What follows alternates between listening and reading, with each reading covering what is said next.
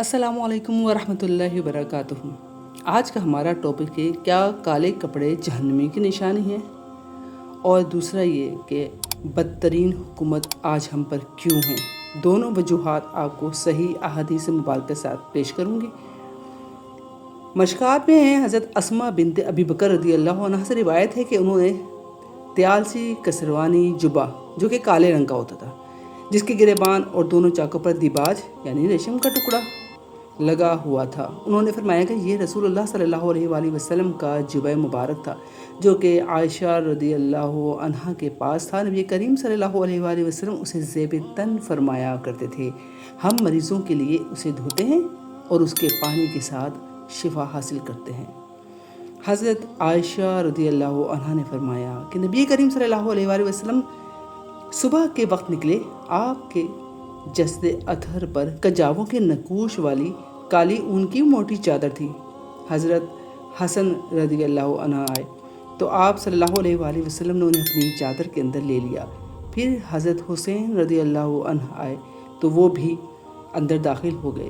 پھر سیدہ فاطمہ رضی اللہ عنہ آئیں تو انہیں بھی اپنی چادر کے اندر آپ صلی اللہ علیہ وآلہ وسلم نے لے لیا۔ پھر حضرت علی رضی اللہ عنہ آئے تو انہیں بھی اپنی چادر کے اندر لے لیا، اور پھر فرمایا سورۃ الاحزاب کی آیت نمبر 33 تلاوت فرمائی۔ اے نبی کے گھر والوں، اللہ تو یہی چاہتا ہے کہ تم سے ہر طرح کی ناپاکی دور کر دے اور تمہیں خوب صاف ستھرا کر دے۔ اور جناب ایک اور حدیث آپ کے سامنے پیش کرتی ہوں کہ جب نبی کریم صلی اللہ علیہ وآلہ وسلم جمعے کے دن خطبے کے لیے آئے تو آپ نے کالی رنگ کی پگڑی پہنی ہوئی تھی۔ فتح مکہ کے موقع پر بھی آپ کے سر مبارک پر سیاہ عمامہ تھا۔ حضرت ثوبان رضی اللہ عنہ فرماتے ہیں کہ جب تم دیکھو خراساں کی طرف کالے جھنڈے والے لشکر نمودار ہوں گے تو ان میں لازمی شریک ہونا، کیونکہ اس لشکر میں اللہ کے خلیفہ حضرت مہدی رضی اللہ عنہ ہوں گے۔ تو ہمیں کیا معلوم ہوا کہ آپ صلی اللہ علیہ وآلہ وسلم کا جبہ مبارک کالا، آپ کا امامہ شریف کالا، آپ کی چادر کالی، آپ کا جھنڈا کالا، خانہ کعبہ کا غلا بھی کالا ہی ہے۔ تو کیا یہ جہنم کی نشانی ہے؟ کیوں من گھڑت حدیث اپنی طرف سے گھڑ کر آپ لوگوں کو بیان کرتے ہیں اور لوگوں کو گمراہ کرتے ہیں؟ اور سب سے بڑی گمراہی کی وجہ ہی یہی ہے جو آج ہم پر یہ حکومت، ایسی بدترین حکومت جو آج ہم پر مسلط ہے، اس کی وجہ آپ کو ایک حدیث کے ساتھ بتاتی ہوں۔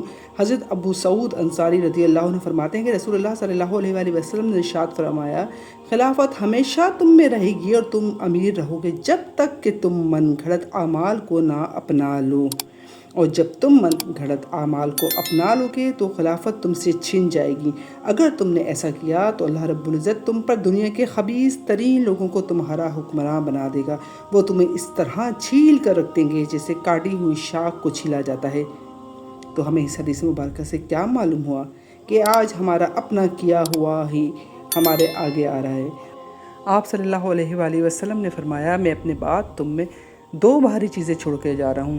ایک مقام پہ فرمایا قرآن اور اہل بیت، اور دوسرے مقام پہ ہے قرآن اور سنت۔ اس امت نے نہ تو قرآن کو تھاما، نہ اہل بیت کو چھوڑا، اور نہ ہی سنت پر عمل کیا، اور آج نتیجہ ہمارے سامنے ہے۔ اللہ تعالیٰ سے دعا ہے کہ اللہ تعالیٰ ہم سب کو قرآن اور سنت پر عمل کرنے والا بنا دے۔